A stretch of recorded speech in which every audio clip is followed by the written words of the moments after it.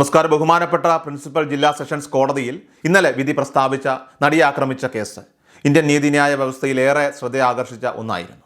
വിധിന്യായത്തിൽ കേസിലെ ഒന്നാം പ്രതിയായ പൾസർ സുനി ഉൾപ്പെടെയുള്ള 1 മുതൽ 6 വരെയുള്ള പ്രതികളെ ബഹുമാനപ്പെട്ട കോടതി കുറ്റക്കാരാണെന്ന് കണ്ടെത്തുകയുണ്ടായി. കുറ്റകൃത്യത്തിന്റെ ഗൗരവം പരിഗണിച്ച് ഈ പ്രതികളുടെ ജാമ്യം റദ്ദാക്കി റിമാൻഡ് ചെയ്യുകയും ഇവരുടെ ശിക്ഷാവിധി 12-ന് പ്രഖ്യാപിക്കാനായിട്ട് കേസ് മാറ്റിവെക്കുകയും ചെയ്തിരിക്കുകയാണ്. ഈ നിർണായക വിധി ക്രിമിനൽ നിയമ നടപടികളിൽ സുപ്രധാനമായ ഒരു വഴിത്തിരിവാണ് ഇപ്പോൾ കുറിക്കുന്നത്.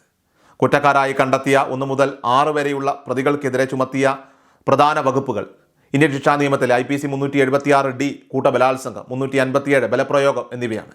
ഈ വകുപ്പുകൾ പ്രകാരം ഇവർക്ക് ലഭിക്കാവുന്ന കുറഞ്ഞ ശിക്ഷ 20 വർഷത്തെ തടവോ അല്ലെങ്കിൽ ജീവപര്യന്തം തടവോ ആയിരിക്കും. കുറ്റകൃത്യത്തിന്റെ സ്വഭാവവും ഇരയുടെ മേലുള്ള ആഘാതവും പരിഗണിച്ച് കോടതി നൽകുന്ന ശിക്ഷാവിധി ഈ നിയമത്തിന്റെ ഗൗരവം പൂർണ്ണമായി പ്രതിഫലിപ്പിക്കുമെന്നാണ് നിയമവൃത്തങ്ങൾ വിലയിരുത്തുന്നത്.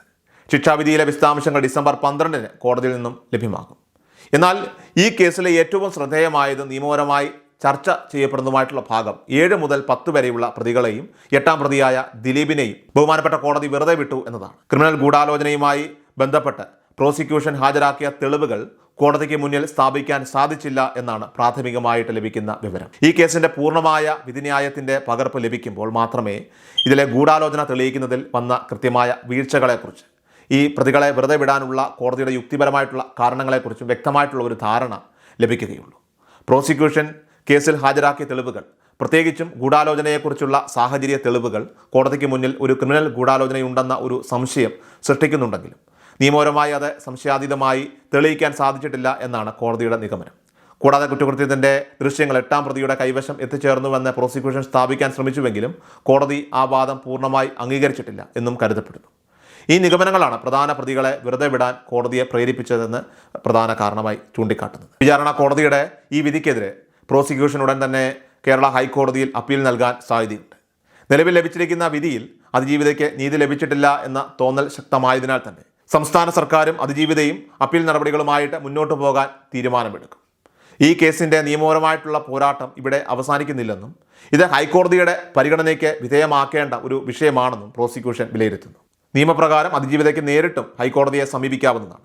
8-ാം പ്രതിയെ സംബന്ധിച്ചിടത്തോളം വിചാരണ കോടതിയിൽ നിന്ന് അനുകൂല വിധി ലഭിച്ചെങ്കിലും കേസിൻ്റെ നിയമപരമായിട്ടുള്ള അനിശ്ചിതത്വം നിലനിൽക്കുന്നുണ്ട്.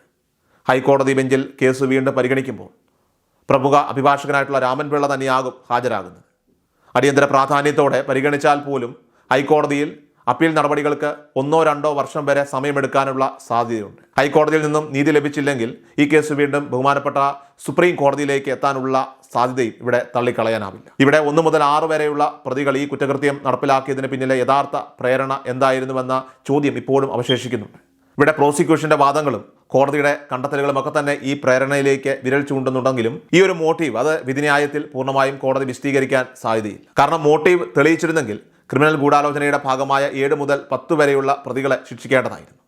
വിധിന്യായത്തിൻ്റെ പകർപ്പിൽ ക്രിമിനൽ ഗൂഢാലോചന തെളിയിക്കാൻ സാധിക്കാത്തതിൻ്റെ നിയമപരമായിട്ടുള്ള യുക്തികൾ മാത്രമാകും കോടതി പ്രധാനമായിട്ടും രേഖപ്പെടുത്തുക. വിധി പ്രസ്താവന നടന്ന ദിവസം തന്നെ 1-ാം പ്രതിയുടെ അമ്മ ബാങ്ക് അക്കൗണ്ടിലുള്ള 1 ലക്ഷം രൂപ വിട്ടുകിട്ടുന്നതിനായിട്ട് ഒരു അപേക്ഷ കോടതിയിൽ സമർപ്പിക്കുകയുണ്ടായി.